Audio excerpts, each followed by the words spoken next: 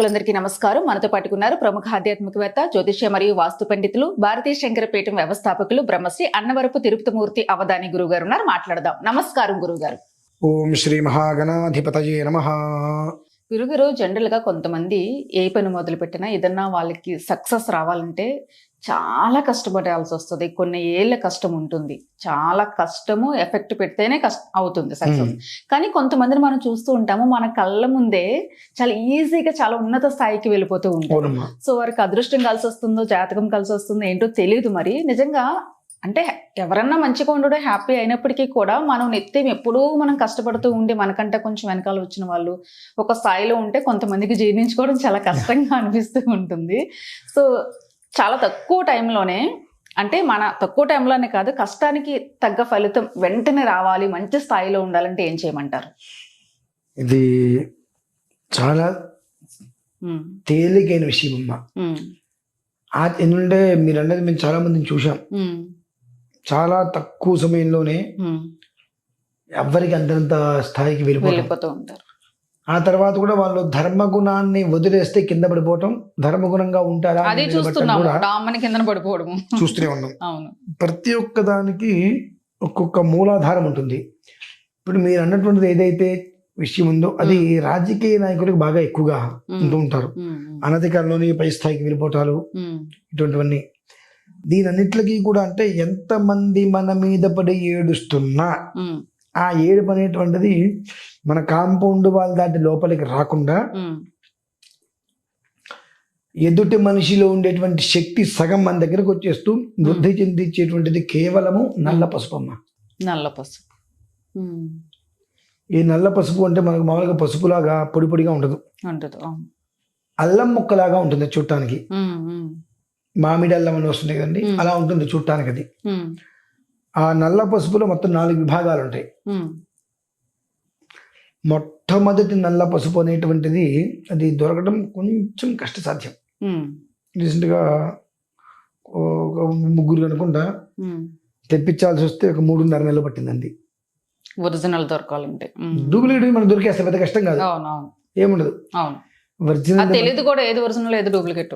ఒరిజినల్ది మనకు దొరకాలి అంటే కష్టపడాలి. ఒక 3.5 నెలలు ఇంత లాస్ట్ టైం తెప్పించాము. ఒక 2-3 కావాలంటే అన్న మీరైతే అమౌంట్ కట్టేసేసేయండి, అదృష్టం బాగుంటే ఒక 3 నుంచి 4 నెలలు టైం పడుతుంది, అందుతుంది అని అన్న. 3.5 నెలలకి అందిందండి.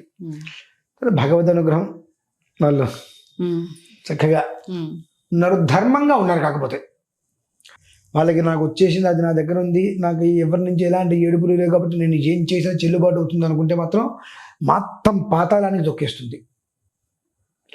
మీరు రూపాయి పెట్టుబడి పెడితే 10,000 రూపాయలు ఇస్తుంది. అందులో కనీసం 10% ధర్మం చేయమంటుంది. లేని వ్యక్తికి అన్నం పెట్టడం, ఇటువంటివి చేస్తూ దేవాలయాలకి అంటే ఏదో ఒక రకమైనటువంటి వైదిక కృతువులకి నువ్వు ఖర్చు పెట్టు.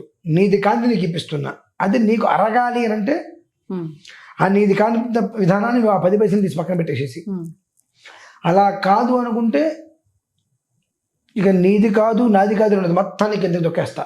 ఆ నల్ల పసుపు యొక్క విధానం అది ఎంతగా మనిషిని ఉచ్చస్థితికి తీసుకెళ్తుందో. నీలో ఏదైనా తామసం లాంటిది పుట్టి నేను అనే అహం పుట్టిందా, మళ్ళీ ఎదగడానికి ఎంత తక్కువ టైం పట్టిందో పడిపోవడానికి అంతగానే తక్కువ టైం పడుతుంది. దిక్కు లేకుండా తీసేస్తుంది అది. కాకపోతే అదృష్టం ఏంటంటే అది మన దగ్గర ఉంటే ఎవరి నుంచి ఎలాంటి ఏడుపులు కానీ నెగిటివ్ ఈ దయ్యాలు, భూతాలు, ఆత్మలు, ప్రతాలు ఏవి కూడా మన పరిసరాలకి రాకుండా మనల్ని కాపాడుతుంది అది.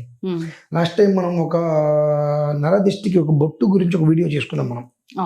ఆ బొట్టు అనేటువంటిది 2 విధాలు ఉంటుంది. ఎట్లా, ఒకటేమో ఇంటి యజమాని మాత్రమే పెట్టుకోవాలి, ఇంకొకటి ఇంట్లో అందరూ కూడా పెట్టుకోవచ్చు.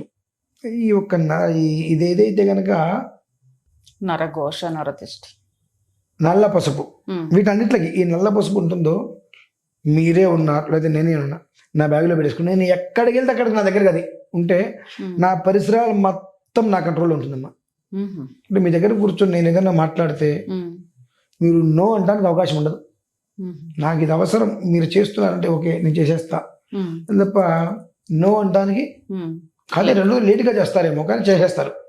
నో అనేటువంటి మాట రాకుండా ఉమ్, ఆ మనిషిని ఏదేదో last time 6th sense cinema కళ్ళతోటి అంటే మొత్తం అంతా ఉమ్, అది అలా మెస్మరైజ్ చేసేస్తుంది.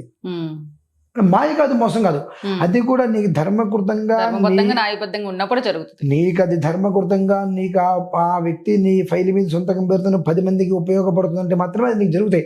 అది అది ఆ గ్రహించుకునే శక్తి దానికి ఉంది. ఉమ్, నువ్వు కోరుకున్నటువంటిది నిజమైందా అబద్ధమైందా, ఉమ్, దానివల్ల నువ్వు 10 మందికి ఇస్తావా ఇవ్వవా అనేటువంటిది గ్రహించుకునే శక్తి దానికి ఉంది. ఉమ్, కాబట్టే నీ యొక్క జీవితం మొత్తం దాని చేతిలోకి వెళ్ళిపోతుంది. నువ్వు మంచిగా ఉంటావా చెడుగా ఉంటావా, నిన్ను ఇలా ఉండదా చేయదు, నేను వదిలేస్తుంది నువ్వు ఎలా ఉంటావని చెప్పి. ఉమ్, నీ తీరు తెన్నుని బట్టి అది నీ జీవితాన్ని ఎట్లా ఆడించాలో ఆడిస్తుంది.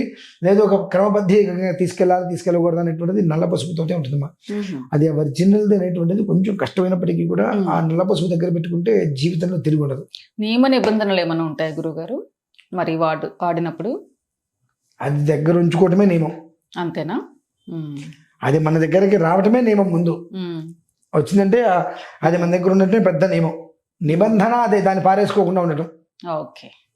నియమం అంటే మన దగ్గర ఉంటుంది. నిబంధన అంటే ఏంటి? ఉమ్, దాన్ని పారేసుకోకుండా, దాన్ని నిర్లక్ష్యం చేయకుండా, ఎక్కడికే కదా వెళ్తున్నా అది ఇంట్లో ఉంటుంది. కానీ ఒక విషయం చెప్తారమ్మా, అది నువ్వు తెచ్చుకున్న తర్వాత నిరంతరం నీ దగ్గర ఉండాలి. అది ఏ కారణం చేతనైనా నీ బ్యాగులో కాకుండా ఏముంది అని చెప్పి కానీ వెళ్ళిపోతే నీ చుట్టూతా అప్పటి వరకు ఎన్ని రకాలైనటువంటి గ్రహాలు ఇవన్నీ కూడా ఏదైనా సరే అనేక రకాల ఆటంకాలు నీ దగ్గరకు వచ్చి నిన్ను దాటి నిన్ను అందుకోలేక నీ పరిసరాలు ఆగిపోతూ ఉంటాయి. ఆ ఒక్క నల్ల పసుపు అనేటువంటి దగ్గర ఉన్న కారణం చేత అది నువ్వు కనుక పారేసుకున్నావా మొత్తం ఒక్కసారి అటాక్ చేస్తాయి. ఉమ్. ఆ తర్వాత నీకు తెచ్చుకోవాలని ఆలోచన కూడా ఉండదు. మళ్ళీ ఇంకోటి తెప్పించుకుంటే మనం బాగుపడతాం కదా ఆలోచన కూడా రాదు. ఇంకా ఉమ్. అలా ఇరికిచ్చేస్తాయి మనిషిని. కనుక కొంచెం తెప్పించుకొని జాగ్రత్తగా ఉమ్, ఉంచుకోవడం కష్టపడుతున్నాము ఫలితం రావట్లేదు అనుకున్న వాళ్ళకి మంచిగా ఉపయోగపడుతుంది. నరఘోష నరదిష్టి ఉన్న వాళ్ళకి కూడా చాలా మంచిగా ఉపయోగపడుతుంది. నమస్తే గురుగారు. మంచిది.